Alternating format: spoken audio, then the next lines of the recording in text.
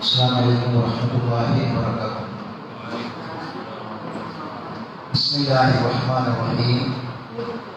Alhamdulillah rabbil alamin.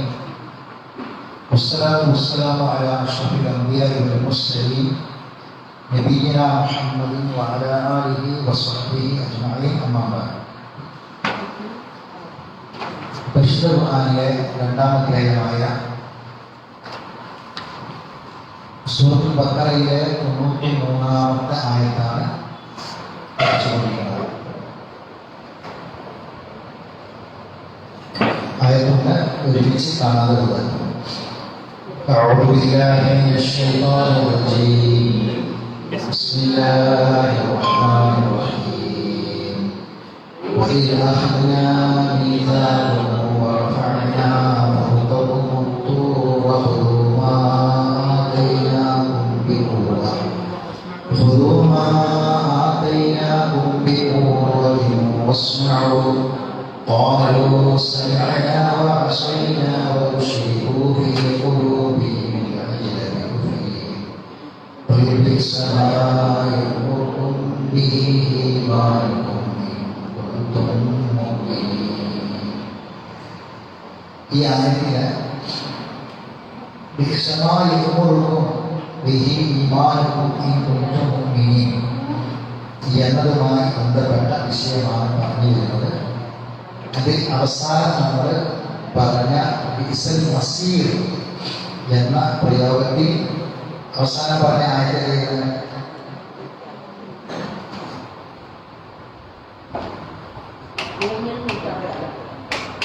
എത്ര 362.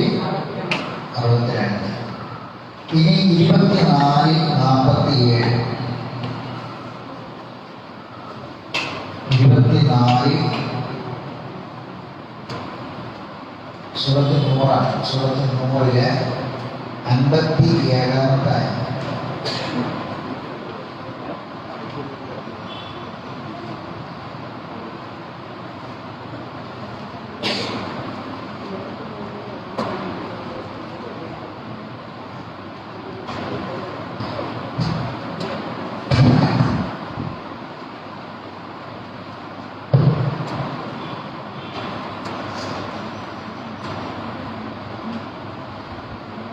എന്താ സൂറത്തുൽ നൂറിന്റെ പ്രത്യേകത?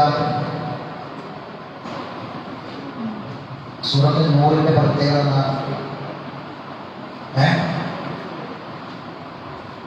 അല്ലാഹുവിന്റെ നൂറിനെ സംബന്ധിച്ച് പറയുന്ന സൂറത്താണ്. ഇതില് നമുക്ക് നിസ്സാരമെന്ന് തോന്നുന്ന ചെറിയ ചില വിഷയങ്ങളെ അല്ലാഹു തആല വളരെ ഗൗരവത്തിൽ എടുത്ത് പറയുന്നു എന്നത് ഈ സൂറത്തിന്റെ ഒരു പ്രത്യേകത. അല്ലാഹു സുബ്ഹാനഹു വ തആല നൽകിയ ഈ നൂറിനെ, ഈ പ്രകാശത്തെ ആരെങ്കിലും കൈയൊഴിച്ചാൽ ജീവിതം ഇരുട്ട് നടന്നതായിരിക്കും, പ്രയാസമുള്ളതായിരിക്കും. ഇന്ന് നമ്മൾ കണ്ടുകൊണ്ടിരിക്കുന്നതും കേട്ടുകൊണ്ടിരിക്കുന്നതുമായ ഒരുപാട് സംഭവ വികാസങ്ങൾ. അവിഹിത ഗർഭം ധരിച്ച കുട്ടി പ്രസവിച്ചപ്പോൾ ആ കുട്ടിയെ അമ്മത്തൊട്ടിയിൽ ഏൽപ്പിച്ചു. അമ്മത്തൊട്ടിയിൽ നിന്ന് ആ കുട്ടിയെ ദത്തു കൊടുത്തു. നമ്മൾ നിയമസഭയിൽ വരെ ഈ പ്രശ്നം ചർച്ച ചെയ്തുകൊണ്ടിരിക്കുകയാണ്. നമ്മൾ കണ്ടവരും കേട്ടവരും അറിഞ്ഞവരൊക്കെ. 15 വയസ്സുള്ള ഒരു ചെറുപ്പക്കാരൻ 22 വയസ്സുള്ള ഒരു പെൺകുട്ടിയെ അതിക്രൂരമായി പീഡിപ്പിക്കുകയും കൊല്ലാൻ വേണ്ടി ശ്രമിക്കുകയും ചെയ്തിട്ട് പിടികൂടിയത് ഒരു ഉന്നത തറവാട്ടിലെ അറിയപ്പെട്ട കുടുംബത്തിലെ 15 വയസ്സുള്ള ചെറുപ്പക്കാരൻ. കഴിഞ്ഞ ദിവസം കൊണ്ടുപോയിട്ടുണ്ട് എയർപോർട്ടിൽ. ഇത്തരം ഒരുപാട് സംഭവങ്ങൾ നമ്മുടെ നാട്ടിൽ നടന്നുകൊണ്ടിരിക്കുകയാണ്. അവിഹിതമായ ബന്ധങ്ങൾ ഒരു കുടുംബത്തിൽ ഉണ്ടാക്കുന്ന പ്രശ്നങ്ങൾ, അത് ഒരു മൊബൈലിൻ്റെ പേരിലാകട്ടെ, ഒരു മെസ്സേജിൻ്റെ പേരിലാകട്ടെ, ഒരു മിസ് കോളിൻ്റെ പേരിലാവട്ടെ, എന്താവട്ടെ, ഇപ്പോൾ ഉണ്ടായിക്കൊണ്ടിരിക്കുന്ന ഒരുപാട് പ്രശ്നങ്ങളുണ്ട്. കുടുംബത്തെ ബാധിച്ചുകൊണ്ടിരിക്കുന്ന, കുടുംബത്തിൻ്റെ സ്വസ്ഥതയും സമാധാനവും എല്ലാം നശിപ്പിച്ചുകൊണ്ടിരിക്കുന്ന ഒരുപാട് കാര്യങ്ങൾ. കുടുംബത്തിന് വേണ്ടി വിദേശത്ത് പോയി ചോര നീരാക്കി അധ്വാനിച്ച് കഷ്ടപ്പെട്ട ആളുകൾക്ക് അവർക്ക് ആ ജോലി കഴിഞ്ഞ് രാത്രി ഒന്ന് വന്ന് സമാധാനത്തോടെ കിടന്നുറങ്ങാൻ പോലും പറ്റാത്ത അവസ്ഥ. വീട്ടിലെ പ്രശ്നങ്ങളാണ്. ജോലിസ്ഥലത്ത് ഒരുപാട് സമ്മർദ്ദങ്ങൾ, ഒരുപാട് പ്രശ്നങ്ങൾ, പ്രയാസങ്ങൾ. അതൊക്കെ കഴിഞ്ഞ് ജോലി കഴിഞ്ഞ് തിരിച്ച് ഒന്ന് റൂമിലെത്തിയാൽ ഒന്ന് റെസ്റ്റ് എടുക്കാൻ കഴിയുന്നില്ല. കാരണം അത്രയും വലിയ മനോവിഷമങ്ങൾ ഉണ്ടാക്കുന്ന വാർത്തകളാണ് നമുക്ക് വന്നുകൊണ്ടിരിക്കുന്നത്. ഇങ്ങനെ ഒരുപാട് പ്രശ്നങ്ങൾ നമ്മുടെ കുടുംബത്തിൽ, നമ്മുടെ നാട്ടിലുണ്ട്. എന്തുകൊണ്ടാണ് ഇതിങ്ങനെ വന്നത്? നമ്മൾ വളരെ ഗൗരവത്തോടുകൂടി മനസ്സിലാക്കണം. സൂറത്തുൽ നൂറിൽ അല്ലാഹു തആല ഒരു ഈമാനുള്ള ഒരു വ്യക്തി, വിശ്വാസിയായ മനുഷ്യന്റെ കുടുംബം എങ്ങനെയാകണം, വീട് എങ്ങനെയാകണം, വീട്ടിലെ റൂമുകൾ എങ്ങനെയാകണം, ആ വീട്ടിലെ ഭക്ഷണമേശ എങ്ങനെയായിരിക്കണം, ആ ഭക്ഷണമേശയ്ക്ക് ചുറ്റും ആർക്കൊക്കെ ഇരുന്ന് ഭക്ഷണം കഴിക്കാം, ഒരു വീട്ടിലേക്ക് ഒരാൾ കടന്നു വന്നാൽ എങ്ങനെ കടന്നു വരേണ്ടത്, അയാൾക്ക് ആ വീട്ടിൽ എവിടൊക്കെ വരാം, ഏതൊക്കെ ഭാഗത്തേക്ക് വരാം. ഇത് എത്ര വലിയ ബന്ധമുള്ളവരാണെങ്കിലും രക്തബന്ധുക്കളല്ലാത്ത ആളുകൾക്ക് ഒരു വീടിനകത്തേക്ക് പ്രവേശനമുണ്ടോ? ചിലപ്പോൾ അയൽവാസികളായിരിക്കും, കുടുംബക്കാരേക്കാൾ ബന്ധമുണ്ടായിരിക്കും, ഭയങ്കര പരിചയമായിരിക്കും, അല്ലെങ്കിൽ വീട്ടിലെ ഒരു ജോലിക്കാരനായിരിക്കും, ഒരു അന്യ വ്യക്തിയാണ്. ആ വ്യക്തിക്ക് അടുക്കളയ്ക്ക് പ്രവേശനമുണ്ടോ, ബെഡ്റൂമിലേക്ക് പ്രവേശനമുണ്ടോ, അകത്തേക്ക് പ്രവേശനമുണ്ടോ? ഇസ്ലാമിൽ അതേ കരുതലോടെ പഠിക്കേണ്ട വിഷയം. സൂറത്തുൽ നൂറിൽ അല്ലാഹു തആല ഈ കാര്യങ്ങളൊക്കെ പറയുന്നു. സൂറത്തുൽ നൂറിൽ അല്ലാഹു പറയുന്ന ഓരോ കാര്യങ്ങൾ, ഉദാഹരണത്തിന് ഞാൻ ഈ വായിക്കുന്ന 57-ാമത്തെ ആയത്തിന്റെ ശേഷം ആയത്ത് വായിച്ചു. എന്താണ് ആയത്ത്? യാ അയ്യുഹല്ലദീന ആമനൂ ലിയസ്തഖീനകുല്ലദീന മലകത് അയ്മാനുകും വല്ലദീന ലം തബ്ലുഗുൽ ഹുൽമ മിൻകും സലാസ മർറാത്ത്. എന്താ അർത്ഥം? ശക്തമായി യാ അയ്യുഹല്ലദീന ആമനൂ, ഏ ഈമാനുള്ളവരെ, വിശ്വാസികൾ വിളിക്കുക. ലിയസ്തഖീനകുല്ലദീന മലകത് അയ്മാനുകും വല്ലദീന ലം തബ്ലുഗുൽ ഹുൽമ മിൻകും. നിങ്ങളിൽ നിന്ന് കാര്യങ്ങളെ വ്യവച്ഛേദിച്ച് അറിയുന്ന വിവേകം എത്തിയിട്ടില്ലാത്ത കുട്ടികളും, അതുപോലെ തന്നെ നിങ്ങളുടെ അന്നത്തെ കാലത്തുണ്ടായിരുന്ന അടിമകളും, അവരിൽ ഒരിക്കലും തന്നെ അനുവാദം കൂടാതെ പ്രവേശിക്കാൻ പാടില്ല. അവർ അനുവാദം തേടിക്കൊള്ളട്ടെ. സലാസ മർറാത്തി, 3 സന്ദർഭങ്ങൾ. 3 സന്ദർഭങ്ങളിൽ നമ്മുടെ വീട്ടിലെ ചെറിയ കുട്ടികൾ, ആ കുട്ടികൾ അടക്കുന്ന വലിയ ആൾക്കാർക്ക് അതിൽ സമ്മതമില്ലാതെ കയറാനല്ല, ചെറിയ കുട്ടികളടക്കം ശ്രദ്ധിക്കണം. എന്താണ്? 3 സമയത്ത്. ഒന്ന്, മിൻ ഖബ്ല സ്വലാത്തിൽ ഫജ്ർ, സുബഹിയുടെ മുമ്പുള്ള സമയം, ഇസക്ക് ശേഷം സുബഹി വരെയുള്ള സമയം. വഹീന തദഊന സിയാബക്കും മിനൽ ലഹീറ, നിങ്ങൾ ഉച്ച സമയത്ത് ഉറങ്ങാൻ വേണ്ടിയിട്ട് വസ്ത്രങ്ങൾ മാറ്റി വെക്കുന്ന സമയം. ഉച്ച സമയത്ത് ഉറങ്ങാൻ വേണ്ടി ഭക്ഷണം കഴിക്കുന്നതിന് മുമ്പ് ഉറങ്ങാൻ വേണ്ടി നിങ്ങൾ വസ്ത്രം മാറുന്ന സമയം. ആ പ്രയോഗം ശരിക്കും ശ്രദ്ധിക്കണം. ഇശാ നിസ്കാരത്തിന് ശേഷം ഈ 3 സമയം സലാത്തു ഔറാത്തിലക്കും, നിങ്ങളുടെ ഔറാത്തുകൾ സംരക്ഷിക്കപ്പെടേണ്ട സമയങ്ങളാണ്, നിങ്ങളുടെ സ്വകാര്യ സമയങ്ങളാണ് ഈ 3 സന്ദർഭങ്ങൾ. സ്വകാര്യ സമയങ്ങളാണ്. ഔറത്ത് നമ്മൾ പറയാം, ഔറത്തിന്റെ ജമാണ് ഔറാത്ത്. ഒരിക്കലും എന്ത് ചെയ്യാൻ പാടില്ല? കുട്ടികൾ പെട്ടെന്ന് റൂമിലേക്ക് കടന്നു വരാൻ പാടില്ല.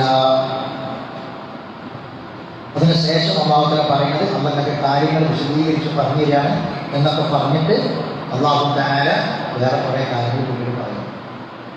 നമ്മളിത് സാധാരണ കേൾക്കുന്ന നമുക്ക് അറിയുന്ന ആയത്താണ്.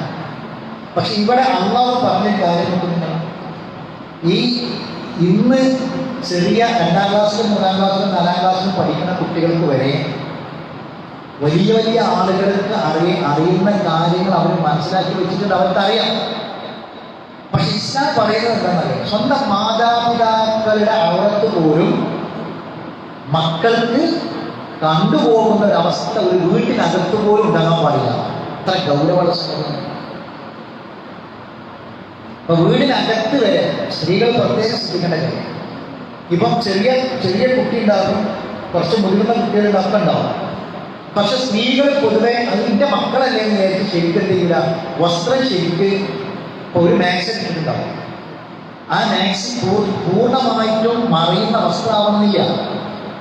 ശരീരത്തിൻ്റെ അവരുടെ മാർഗങ്ങളും കാര്യങ്ങളൊക്കെ ചിലപ്പം സിബ് ശരിക്ക് കയറിയിട്ടുണ്ടാവില്ല, അല്ലെങ്കിൽ ചിലപ്പം അടിവസ്ത്രം കൊടുത്തിട്ടുണ്ടാവില്ല, മാക്സി മാത്രമേ ഉണ്ടാവുള്ളൂ. ഇങ്ങനെ വീടിനകത്ത് അവനാൻ്റെ കുട്ടികളിൽ അവനാൻ്റെ ഭർത്താവല്ലേ എന്ന് വിചാരിച്ച് വീടിനകത്ത് വരെ ഇങ്ങനെ നടക്കാൻ പാടില്ല. ചെറിയ കുട്ടിക്ക് മുലയൂട്ടുന്നത്, ഉമ്മ മുലയൂട്ടുന്നത് കണ്ട് വലിയ കുട്ടി ഇരിക്കാൻ പാടില്ല. എത്രമാത്രം ഗൗരവകരമായ കാര്യം ആലോചിക്കണം. ഇത് നിസ്സാര കാര്യമല്ല. എന്തിനാണ് ഇത് പഠിപ്പിക്കപ്പെട്ടത്?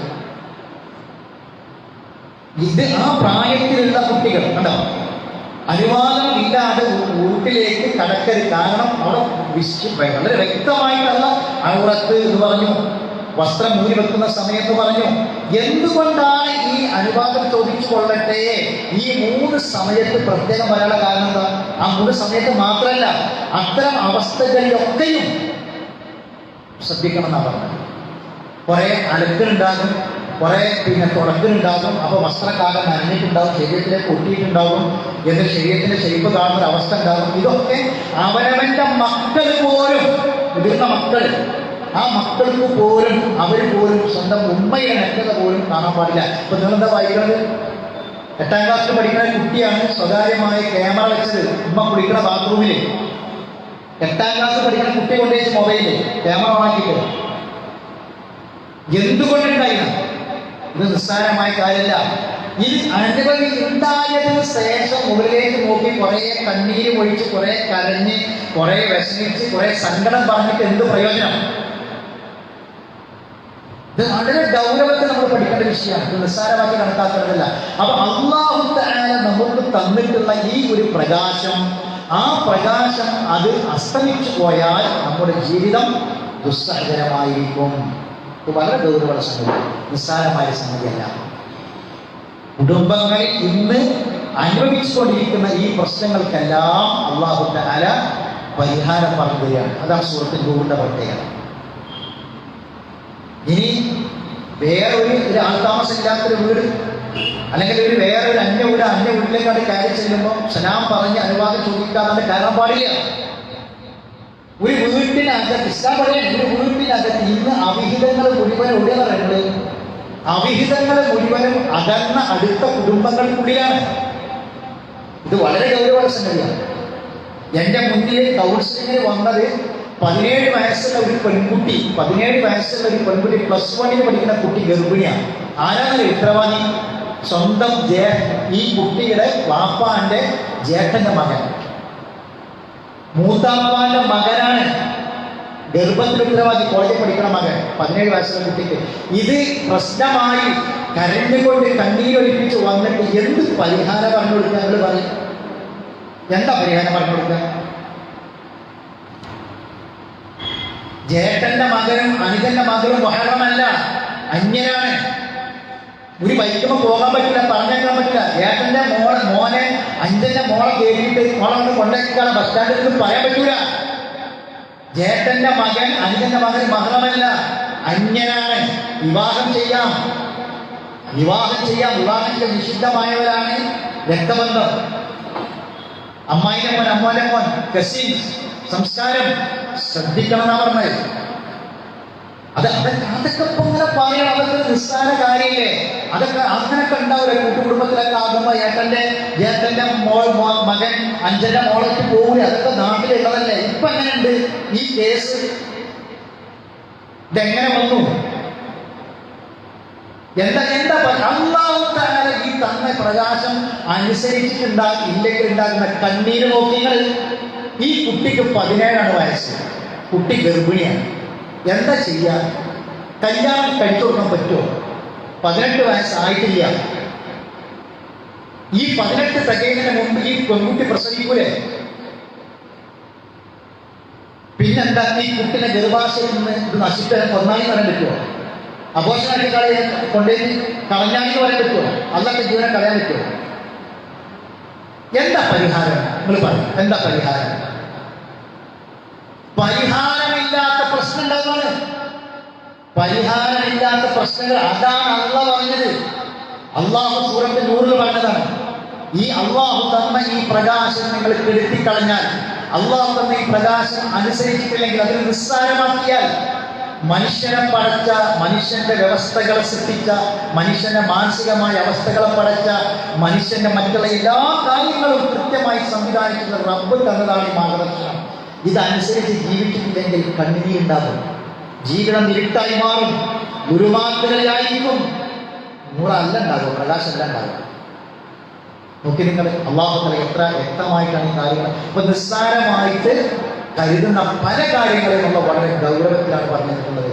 അതിനെ നിസ്സാരമാക്കിയാൽ അത് നമ്മളെ നാട്ടിലൊക്കെ നടക്കണില്ലേ, നമ്മളെ കുട്ടികൾ അങ്ങനെ ഉണ്ടാവില്ല എന്നൊക്കെ പറഞ്ഞ് അള്ളാഹിന്റെ നിയമത്തെ ആരെങ്കിലും ചെറുതാക്കിയാൽ എന്തുകൊണ്ടുണ്ടായത്? ഒരു അന്യ പുരുഷനും അന്യ സ്ത്രീയും ഒറ്റക്കാകാൻ പാടില്ല എന്ന് റസൂൽ പറഞ്ഞില്ലേ? മൂന്നാമനായി ശൈത്താന് വരുന്ന റസൂലുള്ളാഹി സ്വല്ലല്ലാഹു അലൈഹി വസല്ലം പറഞ്ഞില്ലേ? ആ ശൈത്താനല്ലേ ഈ പണി പറ്റിച്ചത്? എന്തുകൊണ്ടാണ്? അവർ പാപ്പ പോയി ഉമ്മ പോയി ഓരോരുത്തരും ഓരോ പണിക്ക് പോയി. ഖുർആൻ ക്ലാസ്സിന് വരെ മോളുണ്ടാവും, കുട്ടികളെ കൊണ്ടുപോയില്ല, മോളവിടാക്കി പോരും, മോനവിടാക്കി പോകും, മോളിവിടെ മുതിർന്ന മോള് അത് ഏട്ടൻ്റെ വീട്ടിലാക്കി പോയി, ഏട്ടനും ഭാര്യ വേറെ എവിടെയും പോയിട്ടുണ്ടാവും, ഒരൊറ്റക്കായി. മൂന്നാമത് ശൈത്താൻ വരും. ഇതന്നെയാണ്. ഇതൊക്കെ പറയുമ്പോൾ ഇന്നത്തെ അവസ്ഥ എന്താണ്? ഇന്നത്തെ അവസ്ഥ പിന്നെ അത് സ്ത്രീ പുരുഷ സമത്വത്തിനെതിരാണ്. ഇപ്പോഴത്തെ കുറെ സ്വതന്ത്രവാദികളുണ്ട്. ഇതൊക്കെ പറയുമ്പോൾ ഇതൊക്കെ നിസ്സാരല്ലേ? ഇതൊക്കെ ഇവരൊന്നും ഈ ലോകത്ത് ജീവിക്കുന്ന ആൾക്കാരല്ല. ആധുനിക യുഗത്തെ കുറിച്ച് അവർക്ക് അറിയില്ല എന്നൊക്കെ പറയാം. അതെങ്ങനെ ഒരു പെണ്ണ് ഒറ്റയ്ക്ക് പോകാൻ പാടില്ല, ഒരു മഹറമായ പുരുഷനില്ലാതെ, മഹറമായ ഒരാളില്ലാതെ ഒരു പെണ്ണ് ഒറ്റയ്ക്ക് യാത്ര പോകാൻ പാടില്ല എന്നൊക്കെ പറഞ്ഞാൽ ഈ കാലത്ത് നടക്കുമോ എന്നൊക്കെ ചോദിച്ച് നിസ്സാരാക്കുന്ന ആൾക്കാർക്ക് ഇസ്ലാം എന്താ പറഞ്ഞറിയുന്നത്? ഇസ്ലാം ഉദാത്തമായ ഒരു ആദർശം ബോധ്യപ്പെടും. കാരണം ഇസ്ലാം നൽകുന്ന ഒരു പ്രൊട്ടക്ഷനാണത്. ഒരു സ്ത്രീക്ക് നിങ്ങൾ കണ്ടില്ലേ, വിഐപികൾക്കൊക്കെ ആരുണ്ടാവും കൂടെ ആരുണ്ടാവും? ആ പ്രൊട്ടക്ഷൻ ഫോഴ്സ് ഉണ്ടാകും, നിയമപാലകരുണ്ട്. ഇതെന്തിനാണ്? വിഐപികൾ പോകുമ്പോൾ ഓരോ കൂടെ പ്രൊട്ടക്ഷൻ എന്താണ്? സുരക്ഷിതത്വമാണ്. ഒരു പെണ്ണിനെ ഇസ്ലാം കാണുന്നത് ഇത്രയും ഉദാത്തമായ അവസ്ഥയിലാണ്. ഒരു പെണ്ണിന് പ്രൊട്ടക്ഷൻ കൊടുക്കാന്നാ പറഞ്ഞത്. അവൾ വിഐപിയാണ്, മനസ്സിലായില്ലേ? ചില്ലറല്ല. ഇസ്ലാം അതാ പറഞ്ഞത്, അല്ലാതെ ഒരു പെണ്ണ് അടിച്ചമർത്തല്ല. ഇസ്ലാം ഒരു പെണ്ണിന് ഉദാത്തമായ സ്ഥാനം കൊടുത്തത്. ഒരു പെണ്ണിനെ ഒറ്റയ്ക്ക് വിടരുത്, അവർക്ക് പ്രൊട്ടക്ഷനായിട്ട് മഹ്റം കൂടെ വേണം, അവളെ ഭർത്താവ് കൂടെ വേണം, അല്ലെങ്കിൽ ആങ്ങളെ കൂടെ വേണം, അല്ലെങ്കിൽ വാപ്പ കൂടെ വേണം. ഇങ്ങനെ മഹ്റമായ ആളുകളില്ലാതെ ഒരു പെണ്ണ് ഒറ്റയ്ക്ക് പോകരുതെന്ന് ഇസ്ലാം പഠിപ്പിച്ചത്. അതൊരു പെണ്ണിന് കൊടുക്കുന്ന സുരക്ഷിതത്വമല്ല. ഒരു പെണ്ണ് ഇകൈത്തലാണ്, ഒരു പെണ്ണിന്റെ സ്ഥാനത്തിന് കുറവാണ് അല്ല. ഒരു പെണ്ണിന്റെ സ്ഥാനത്തെ അവളുടെ പദവിയെ ഉയർത്തലാണത് ആ പറയുന്നത് കൊണ്ട് കിട്ടുന്നത്. നിസ്സാരാക്കലല്ല, വളരെ ഗൗരവമുള്ള സംഗതിയാണ്. എന്തുകൊണ്ടാണ് ഇത് വരും? നോക്കിയത് എന്തെല്ലാം പ്രശ്നങ്ങളുണ്ട്. ഇതിൽ വരുന്ന ഒരു വിഷയം ഇഖ്തിലാത്താണ്, നാളും കൊണ്ടും കൂടി കൂടിക്കലരാ. ഇന്ന് ഈ കോളേജുകളിലാണെങ്കിലും ക്യാമ്പസുകളിലാണെങ്കിലും ഒക്കെ ഒന്നായിട്ട് കൂടിക്കലർന്ന് പിന്നെ അന്യരാരാണ് അത് എല്ലാത്തിനും അറിയില്ല ഈ കൂടിക്കലർന്ന സംസ്കാരം. രണ്ടാമത്തത് ഈ വേഷവിധാനത്തിന് വലിയ ഒരു വിഷയമുണ്ട്. അവനാന്റെ മക്കളെ പുറത്തു കണ്ട് കൊണ്ടുപോകുമ്പോൾ ഈ ഇട്ട് കൊടുക്കുന്ന വസ്ത്രത്തിന്റെ പള്ളി കമ്മിറ്റി പേഴ്സണൽ സെക്രട്ടറി വരെ ആയിരിക്കും ഓരോ കുട്ടികളെ കല്യാണത്തിന് സൽക്കാരത്തിന് കൊണ്ടുപോകണം. കോലം നോക്കി നിങ്ങൾ ടൈറ്റുള്ള വസ്ത്രം ധരിച്ച് ഈ വസ്ത്രധാരണം, ആണിന്റെ വസ്ത്രം പെണ്ണിന്റെ വസ്ത്രമാണ്. ഇത് വളരെ വലിയ വിഷയമാണ്. നടുറോട്ടിൽ ഒരു പെണ്ണ് മാനഭംഗത്തിന് ഇരയാകുന്നത് ഒരു വാപ്പാക്കും ഉമ്മാക്കും സഹിക്കാൻ കഴിയാം അല്ലെ? എന്നാൽ ഇവരുടെ എല്ലാ അവയവങ്ങളും അതിങ്ങനെ മുഴച്ച് കാണുന്ന രൂപത്തിൽ ഇങ്ങനെ വളരെ കൂട്ടുകണ്ട് വിട്ടിട്ട് മുഴുവൻ മനുഷ്യന്മാരോടെ കണ്ണോട് വിജയിക്കുകയാണ്. അത് വാപ്പാക്കും ഉമ്മാക്കും പ്രശ്നമില്ല. നോക്കി നിങ്ങൾ, ഇവിടെയാണ് ഇസ്ലാം പറയുന്ന സുരക്ഷിതത്വം. ഇത് ചെറിയ നിസ്സാരമായ കാര്യമായിട്ട് കണക്കാക്കണ്ട. അതുകൊണ്ട് ഇസ്ലാം പറഞ്ഞു ആ രൂപത്തിലേക്ക് വേഷമിടാനാവട്ടെ, ഈ ഇഖ്തിലാത്ത് കൂടിക്കല്ലാവട്ടെ, ഇതൊന്നും ഉണ്ടാവരുത്, ശ്രദ്ധിക്കണം, സൂക്ഷിക്കണം.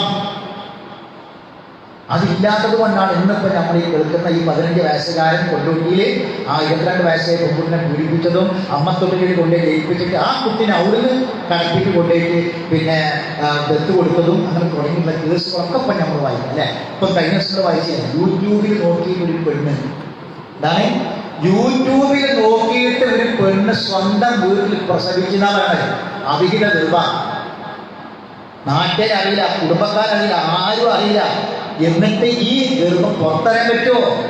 ഇല്ല.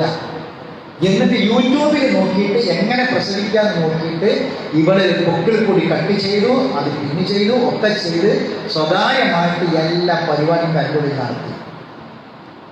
ഇതെങ്ങനെയോ പുറലോകം അറിഞ്ഞ് അവസാനം ഈ പൊന്നിയും ഒക്കെ ആശുപത്രിയിൽ അഡ്മിറ്റ് ആക്കി വാർത്ത കഴിഞ്ഞ ദിവസങ്ങൾ വായിച്ചതാണ്. എന്തുകൊണ്ടാണ് ഇങ്ങനെ വരേണ്ടി വന്നത്? മാതാപിതാക്കളെ ഉപദ്രവിക്കുക, മാതാപിതാക്കളെ പീഡിപ്പിക്കുക എന്നൊക്കെ കേട്ട് നിങ്ങളെ അതിൻ്റെ ഗൗരവത്തെക്കുറിച്ചില്ലേ ഒരു പ്രയാസമില്ലാതെ വാപ്പയും ഉമ്മയും പൊട്ടിക്കരഞ്ഞിട്ട് ഒരു മറുപടി ഇല്ലാതെ ഒന്ന് വിവാഹം ചെയ്ത് കൊടുക്കാനോ ജീവിക്കാനോ പറ്റാത്ത ഒരു ചുറ്റുപാട് സ്വീകരിക്കാൻ പറ്റിയ മതമല്ല, നാട്ടില് സ്വീകരിക്കാൻ പറ്റിയ ഒരു ബന്ധമല്ല, ആദർശ ബന്ധമല്ല. ഇങ്ങനെയൊക്കെ ഒരുത്തനാണ്ട് തൻ്റെ പ്രിയപ്പെട്ട മകളെ തട്ടിക്കൊണ്ടേക്കാൻ ഉപയോഗിക്കുന്നത് കാണുമ്പോൾ ഒരു വാപ്പാന്റെ ഉമ്മാന്റെ മനസ്സൊന്ന് ആലോചിച്ചിട്ട് എന്തായിരിക്കും അവസ്ഥ? ആ കണ്ണിനീരോളം വലിയ ഒരു ഉപദ്രവം മാതാപിതാക്കൾ ഉപദ്രവിക്കണ്ടോ മക്കള്? എൻ്റെ ആദർശത്തിനനുസരിച്ചുള്ള ബന്ധമല്ല, കുടുംബമല്ല, ഓളാണ് സ്വന്തം തെരഞ്ഞെടുത്തതാണ്. ആ സ്വന്തം തെരഞ്ഞെടുപ്പാണ്, അത് അനുഭവിക്കുകയാണ്. തൗഹീദിൽ വളർന്നു വന്ന ഒരു വാപ്പി ഇനി തൗഹീദ് പഠിപ്പിച്ചു കൊടുത്ത മക്കള് പിന്നീട് ഈ ശിർക്കിലേക്കാണ് പോയത്, പ്രകടമായ ശിർക്കിലേക്കാണ്. എന്നിട്ട് കാഫിറായി മുശ്രിക്കായി ജീവിക്കുന്നത് ഈ വാപ്പി പിന്നാണ്. അതിനേക്കാൾ വലിയ ദുരന്തമാണ്. അതുകൊണ്ട് അല്ലാഹ് പറയാണ്, ലാ തഹ്സബന്നല്ലദീന കഫറൂ മുഅ്ജിസീന ഫിൽ അർളി വമഅവാഹുമുന്നാർ വലബിസൽ മസീർ. നമ്മൾ പഠിക്കുന്നത് അൽ മസീറിനെ സംബന്ധിച്ചാണ്. ബിസൽ മസീറാണ്. ബിസ നമ്മൾ പഠിച്ചു തുടങ്ങിയത്. അല്ലാഹ് പറയാം, ലാ തഹ്സബന്നല്ലദീന കഫറൂ മുഅ്ജിസീന ഫിൽ അർളി, സത്യനിഷേധികൾ ഭൂമിയിൽ അള്ളാഹുവിനെ തോൽപ്പിച്ച് കളയാമെന്ന് വിചാരിക്കണ്ട, അള്ളാഹിനെ തോൽപ്പിക്കാതെ വിചാരിക്കണ്ട. അവർക്കുള്ള സങ്കേതം നരകമാണ്.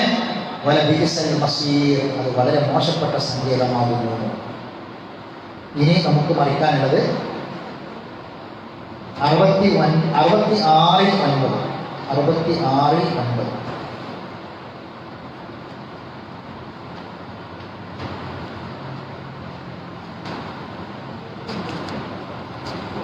സൂറത്ത് തഹ്രീമിലെ 9-ാമത്തെ ആയത്ത്.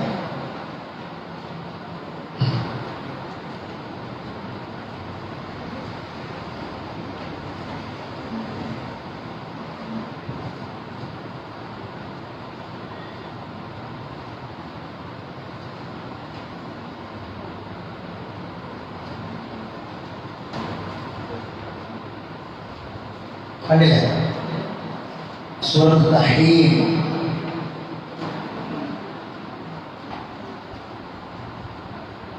ആറാമത്തെ ആയത്ത് മുതൽ ഞാൻ പെട്ടെന്ന് വായിക്കാം. ആറാമത്തെ ആയത്ത് ശ്രദ്ധിക്കാം. സൂറത്ത് തഹ്രീം 66-ാമത്തെ സൂറത്താണ്. സൂറത്ത് കണ്ടില്ല? ആറാമത്തെ ആയത്ത് പറയും, യാ അയ്യുഹല്ലദീന ആമനൂ, ഹേ വിശ്വാസികളെ, അൻഫുസകും വഅഹ്ലീകും നാറാ, നിങ്ങളുടെ സ്വന്തം ദേഹങ്ങളെയും നിങ്ങളുടെ കുടുംബത്തെയും നിങ്ങൾ നരകത്തിൽ നിന്ന് കാക്കട്ടെ. അവനായും അവനാന്റെ കുടുംബത്തെയും ശരീരം നരകത്തിൽ നിന്ന് കാക്കണം. ആ നരകത്തിലെ വേറെ മനുഷ്യന്റെ കല്ലുകളുമാണ്. ആ നരകത്തിന്റെ കാവൽക്കാര് ആരാണ്? കഠിന ഹൃദയരായ മലക്കുകളാണ്. അള്ളാന്റെ കൽപ്പനക്കാവും കാര്യം അനുകൂല അള്ളാഹ് കൽപ്പിക്കുന്നവരനുസരിച്ച്. എന്താ പറഞ്ഞത്? അവനവന്റെ ശരീരത്തെയും അവനവന്റെ മക്കളെ അവനവന്റെ കുടുംബത്തിന്റെ ശരീരത്തെ നരകത്തിന് താങ്ങണം. കുടുംബത്തിന്റെ ശരീരത്തെ നരകത്തിന് താങ്ങണം. നരകത്തിന് എന്താണത്? നരകത്തിന്റെ അഗ്നി മനുഷ്യരും കല്ലുകളുമാണ്. അല്ല, ഇത് എവിടെയോ ഏതോ ഒരു കാലത്ത് നടക്കേണ്ട, എവിടെയോ നടക്കേണ്ട എന്തോ ഒരു കാര്യമായിട്ട് നമ്മളൊക്കെ മനസ്സിലേക്ക് വരിക അല്ലെ? എങ്ങനെ ഉണ്ടാകുക? ഒരു തീപ്പെട്ടിക്കൊള്ളി കത്തിക്കുമ്പോൾ നമ്മുടെ കയ്യിലേക്ക് ഒന്ന് ആ തീ ഒന്ന് പാളിയാൽ, ഒന്ന് ആ ഒരു ശരീരത്തിൽ എടുത്തുകൊണ്ട് വന്ന് പോയാൽ വേണ്ട, തീ തട്ടണമെന്നില്ല, ഒരു ആവി തട്ടിയാൽ മതി അല്ലെ? നമ്മുടെ തൊലി ഒന്ന് ചെറുങ്ങനെ ചൂടായാൽ സഹിക്കാൻ കഴിയില്ല.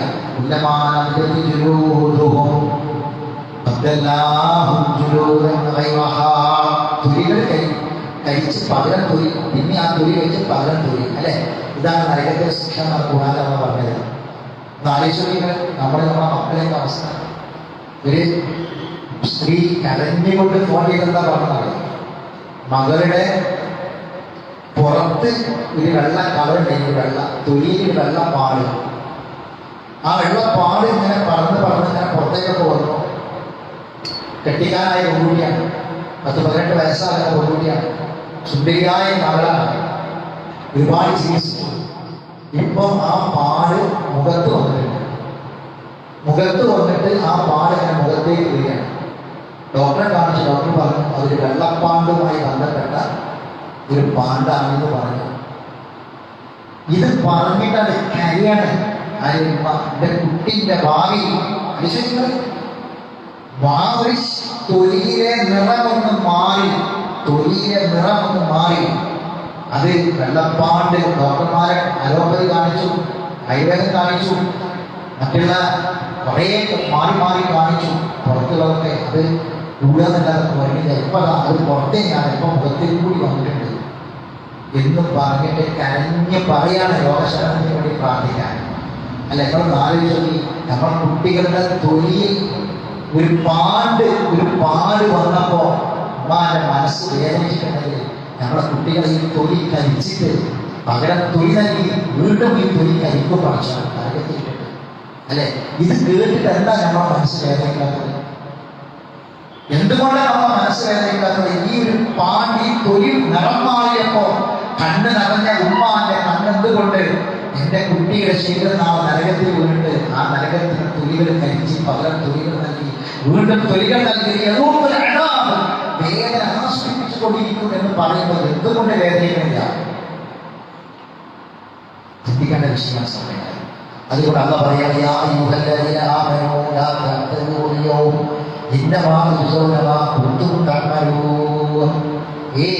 സത്യനിഷേധികളെ നിങ്ങൾ ഒഴിവ് കഴിവ് പറയണ്ട.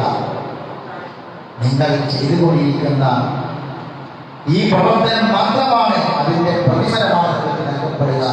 ഓരോ ഒഴിവ് കഴിവുകളൊന്നും പറയാൻ ശ്രമിക്കേണ്ട.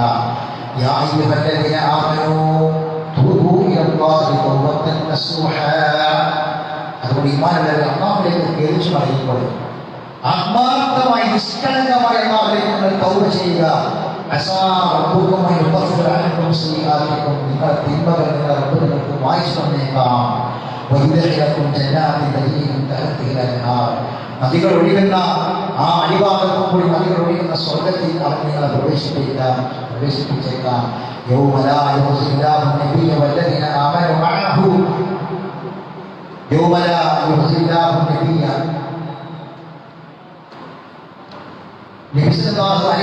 അദ്ദേഹത്തിന്റെ കൂടെയുള്ള വിശ്വാസികളും അവർ അപമാനിതരാകാത്ത അവരുടെ മുൻഭാഗത്ത് കൂടി വലതുഭാഗത്ത് കൂടി ഒരു പ്രകാശം, ആ പ്രകാശത്താൽ അവർ നടത്തപ്പെടും. അവർ പറയും,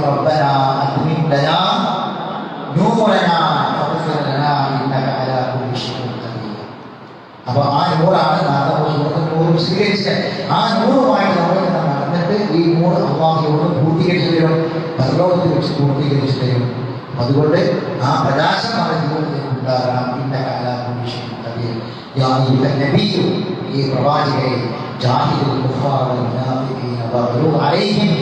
സത്യനിഷേധികളോടും അവിശ്വാസികളോടും അതുപോലെ തന്നെ കപടവിശ്വാസികളോടും താങ്കൾ പരുഷമായ നിലപാട് സ്വീകരിക്കണം.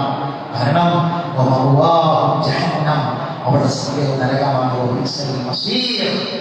അത് വളരെ മോശപ്പെട്ട സംഗീതമാണ്.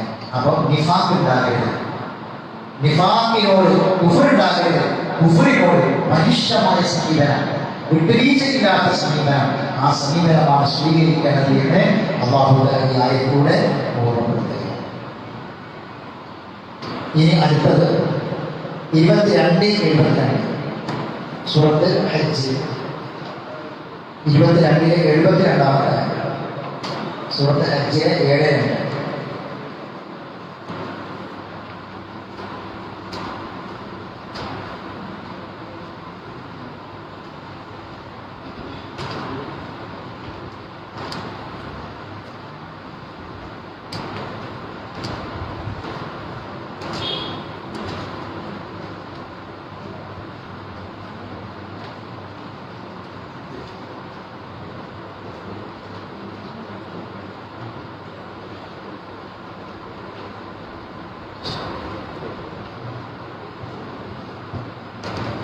അള്ളാഹുവിന്റെ വചനങ്ങളിലെ സൂറത്ത് ഹജ്ജിലെ 22-ാമത്തെ ആയത്ത് 7-2 ആയത്.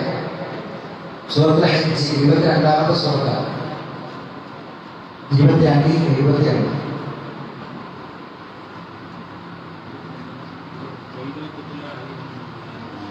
وإذا تتلى عليهم آياتنا بينات تعرف في وجوه الذين كفروا المنكر يكادون يسطون بالذين يتلون عليهم آياتنا قل أفأنبئكم بشر من ذلكم النار وعد الله الذين كفروا وبئس المصير.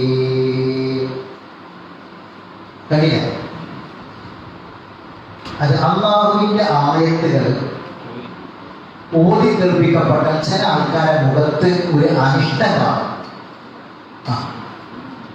സമൂഹത്തിലെ ചില ഉന്നതര് എന്ന് പറയുന്ന ചില ആൾക്കാരൊക്കെ അങ്ങനെ സമൂഹത്തിലൊക്കെ അങ്ങനെ ജീവിക്കുന്നത് ഖുർആനിലെ ഒരായത്ത് പറഞ്ഞാൽ പലപ്പോഴും പല ആളുകൾക്കും എന്താന്ന് വെച്ചാൽ അവർക്ക് ഒരു അനിഷ്ടം അവരുടെ മുഖത്ത് കാണുകയാണ്. നബിയോട് പച്ചയായി അള്ള പറയണം. അതിന് നോക്കി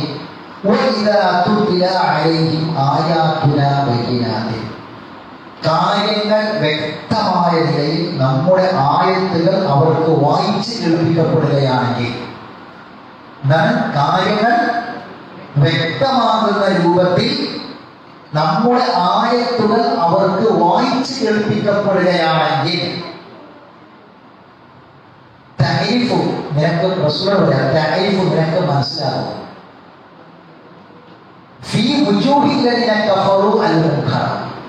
നിഷേധികളുടെ അവിശ്വാസികളുടെ മുഖത്ത് ഒരു അനിഷ്ടം നിനക്ക് മനസ്സിലാകും.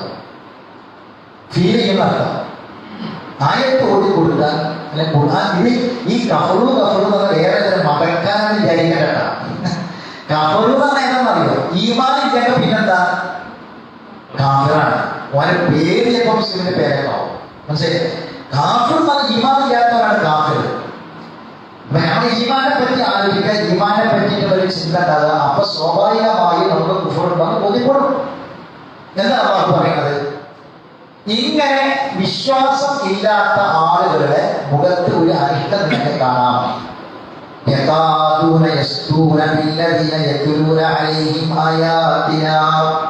എന്ന് മാത്രമല്ല, നമ്മുടെ ഈ ആയത്തുകൾ ഓടി കേൾപ്പിക്കുന്നവരുടെ നേരെ അവർ കയ്യേറ്റത്തിന് ശ്രമിക്കും. അവർ കയ്യേറ്റത്തിന് ശ്രമിക്കും. നമ്മുടെ ആയത്ത് ഓടി കേൾപ്പിക്കപ്പെട്ട് കൊടുത്താൽ അവ ഓടിക്കൊടുക്കുന്ന ആളുകൾക്ക് നേരെ കയ്യേറ്റത്തിന് ശ്രമിക്കും. മനസ്സിലായോ? കണ്ടില്ലേ? ശേഷം വരുന്ന ആയത്തെന്താ പറയുന്നത്? അള്ളാഹു അല്ലാത്തവരോട് വിളിച്ചു പ്രാർത്ഥിക്കുന്ന ആളുകളുണ്ടല്ലോ, ദുആ ചെയ്യുന്ന ആളുകൾ. അവരുടെ ഉദാഹരണം അടുത്ത ആയത്ത് നമുക്ക് വായിക്കണില്ല. ഒരു അങ്ങാടിയിൽ ചെന്ന് അള്ളാഹുവിനെ മാത്രം ഇബാദത്ത് ചെയ്യണം, അള്ളാഹു അല്ലാത്ത ഒന്നിനോട് ദുആ ചെയ്യാൻ പാടില്ല. ദുആ ഇബാദത്താണ്, ആരാധനയാണ്. ഇബാദത്ത് അള്ളാഹു അല്ലാത്ത ആർക്കും കൊടുക്കാൻ പാടില്ല. ലാ ഇലാഹ ഇല്ലല്ലാഹ്, അള്ളാഹു അല്ലാതെ ആരാധനയ്ക്ക് അർഹനില്ല, ഇബാദത്തിന് അർഹനില്ല എന്ന വാക്കിന്റെ അർത്ഥം ഇബാദത്ത് പ്രാർത്ഥനയാണ് എന്ന് പറഞ്ഞാൽ അല്ലാത്തവരോട് പ്രാർത്ഥിക്കാൻ പാടില്ല എന്നാണ്.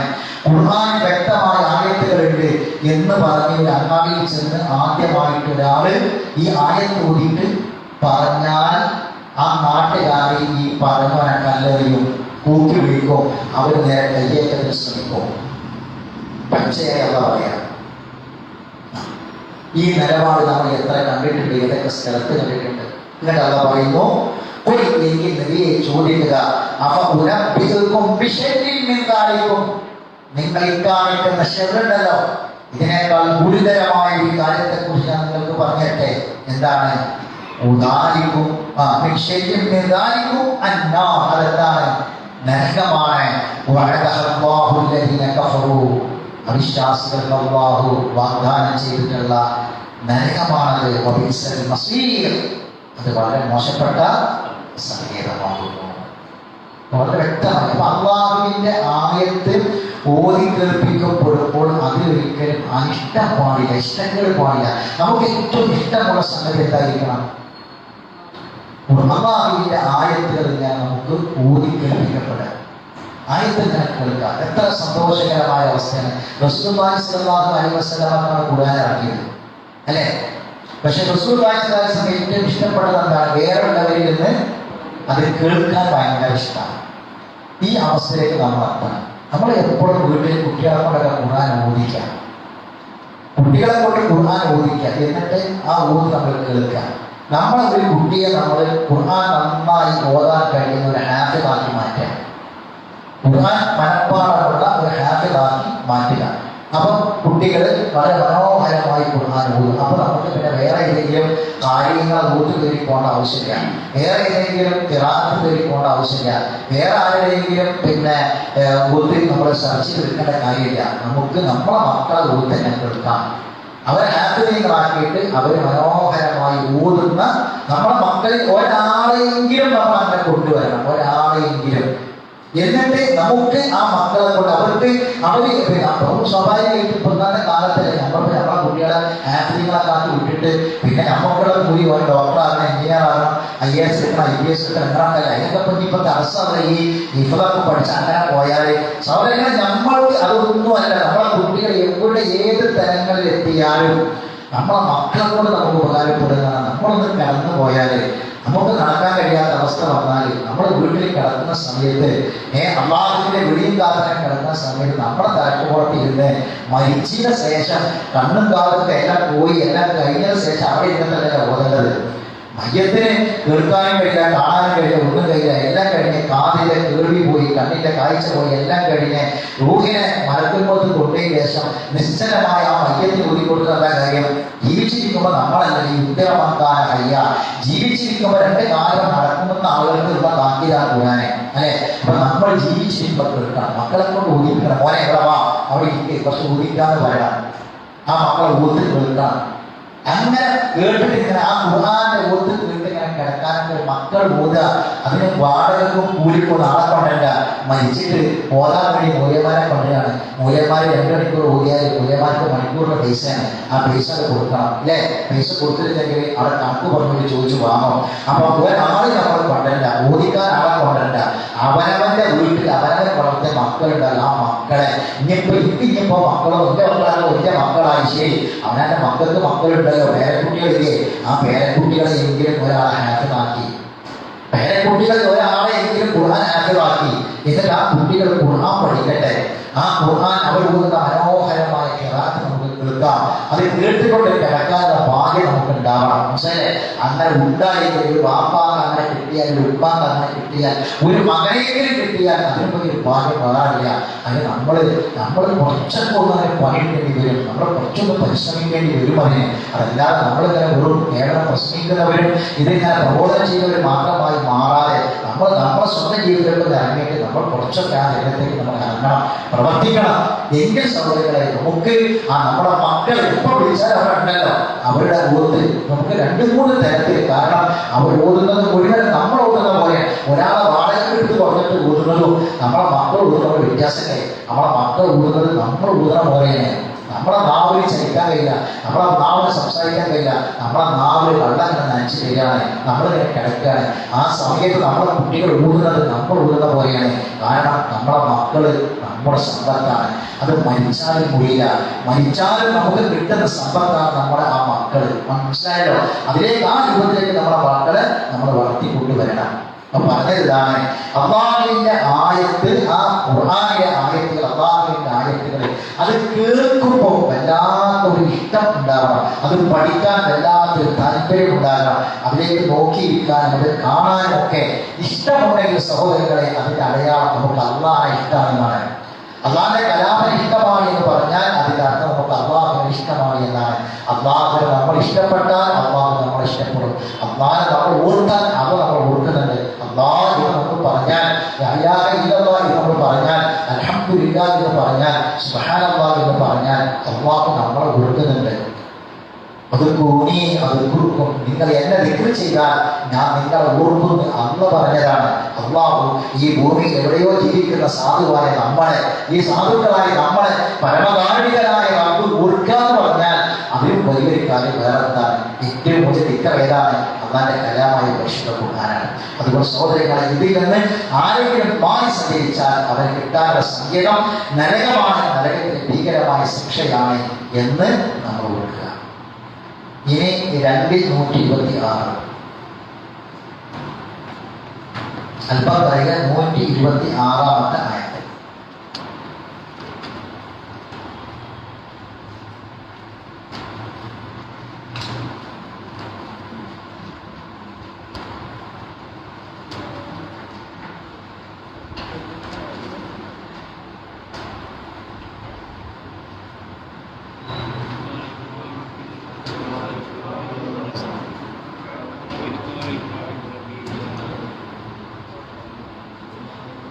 മഹാനായ ഇബ്രാഹിം നബി അലൈഹിസ്സലാത്തു വസ്സലാമിന്റെയും അദ്ദേഹത്തിന്റെ മകൻ ഇസ്മായിൽ നബി അലൈഹിസ്സലാത്തു വസ്സലാമിന്റെ ചരിത്രം പറയും. കഥ എന്നൊക്കെ പറഞ്ഞ എന്റെ കാര്യം എല്ലാവർക്കും അറിയാം.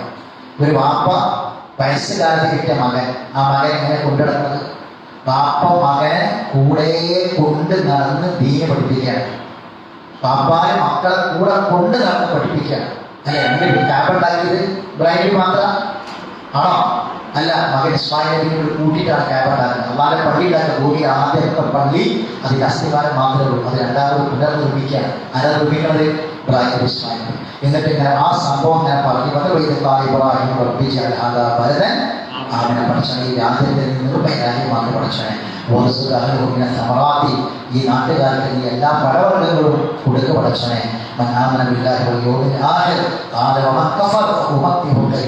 ആരെങ്കിലും അവിശ്വസിച്ചാൽ അവനും ഇവിടെ കിട്ടും, മത്തായി കിട്ടും, പക്ഷെ വളരെ കുറച്ച് മാത്രമാണ്. പിന്നെ നരകശിക്ഷയ്ക്ക് അവർ നിർബന്ധിക്കപ്പെടുന്നതാണ്, നിർബന്ധിതനായിത്തീരും. അതാണ് ഏറ്റവും മോശമായ وإذ يرفع إبراهيم القواعد من البيت وإسماعيل ربنا تقبل منا إنك. ആ പ്രവൃത്തി മാത്രമല്ല, ഇബ്രാഹിം നബി ഇസ്മായിൽ എന്ന എൻ്റെ മകനെ കബൂൽ ചെയ്ത് പഠിച്ചനെ. ആ പ്രവൃത്തി മാത്രമല്ല, എന്താ, ഒരു വാപ്പാന്റെ അമലാണ് മക്കൾ. ഒരു അമൽ അല്ല കബൂൽ ചെയ്യണമെങ്കിൽ നമ്മളെ മക്കൾ അല്ല കബൂൽ ചെയ്യണം. നമ്മളെ മക്കൾ പ്രവർത്തനം അല്ല കബൂൽ ചെയ്യണം. അല്ല കബൂൽ ചെയ്യുന്ന മക്കളാണോ നമ്മളുടെ എന്ന് ആത്മാർത്ഥമായി നമ്മൾ ചിന്തിക്കേണ്ടതുണ്ട്. ഒറ്റ സ്ഥലം കൂടി അത് കഴിഞ്ഞാൽ ബീസൽ മസീദ് കഴിഞ്ഞു. ഇനി നമുക്ക് അടുത്ത ക്ലാസ്സിൽ ബീസൽ നിഹാദാണ് പഠിക്കാറുള്ളത്. 67:6 നമ്മുടെ ഇത് ചാനൽ മറക്കണ്ട. 67:6 അത് അടുത്ത ക്ലാസ്സുകൾ വരുമ്പോൾ ഒന്ന് മറിച്ച് നോക്കിയിട്ട് അതിന്റെ വിഷയം എന്താണെന്ന് കണ്ടെത്തുകയാണ്. ഈ പറഞ്ഞ കാര്യങ്ങളില്ലേ, ഈ പറഞ്ഞ കാര്യങ്ങളെല്ലാം ആകത്തുകയാണ് ആ വായിക്കാനുള്ള ആയത്തിലുണ്ടാകുന്നത്. അല്ലാഹു സുബ്ഹാനഹു വ തആല കൂടുതൽ പഠിക്കാനുള്ള തൗഫീഖ് നമുക്ക് എല്ലാവരും പ്രദാനം ചെയ്യുമാറാകട്ടെ. ഇന്ന് രാത്രി 8 മണിക്ക് പെൺകുട്ടികൾക്ക് മാത്രമുള്ള ഗേൾസ് ഗാദറിംഗ് പ്രോഗ്രാം ഉണ്ട്. 8ാം ക്ലാസ് മുതൽ ഉയർന്ന ക്ലാസ് വരെയുള്ള കുട്ടികൾക്ക് ആണ് രജിസ്റ്റർ ചെയ്യുക. അത് ഓൺലൈനായിട്ടാണ്. ലിങ്ക് നമ്മുടെ ഗ്രൂപ്പിൽ വരും. നേർച്ചയും അനാചാരങ്ങളും എന്ന മുഖാമുഖ പരിപാടി ഞായറാഴ്ച നാളെ രാത്രി 8 മണിക്കിട്ട് ആ പരിപാടിയും എല്ലാവരും ശ്രദ്ധിക്കണമെന്ന് ഓർമ്മപ്പെടുത്തുകയാണ്. അല്ലാഹു സുബ്ഹാനഹു വ തആല ദീനനുസരിച്ചുള്ള ഒരു ജീവിതം നമുക്ക് എല്ലാവർക്കും പ്രദാനം ചെയ്യുമാറാകട്ടെ. നമ്മുടെ മക്കളെ അല്ലാഹു സാലിഹായ മക്കളാക്കി തീർക്കട്ടെ. നമ്മുടെ കുടുംബത്തിൽ അല്ലാഹു മനസ്സമാധാനം പ്രദാനം ചെയ്യട്ടെ. വീടുകളിലും ആശുപത്രികളിലും രോഗികളായി കിടക്കുന്നവരുണ്ട്, അല്ലാഹു അവർക്ക് രോഗശമനം പ്രദാനം ചെയ്യുമാറാകട്ടെ. അല്ലാഹു സുബ്ഹാനഹു വ തആല ആഫിയത്തോടു കൂടിയുള്ള ആരോഗ്യത്തെ നമുക്ക് പ്രദാനം ചെയ്യുമാറാകട്ടെ. ഇവിടെ വെച്ചാണ് മരണമെങ്കിലും ലാ ഇലാഹ ഇല്ലല്ലാഹ് എന്ന കലിമ ചൊല്ലി മരിക്കാൻ അല്ലാഹു നമ്മളെ സഹായിക്കുമാറാകട്ടെ.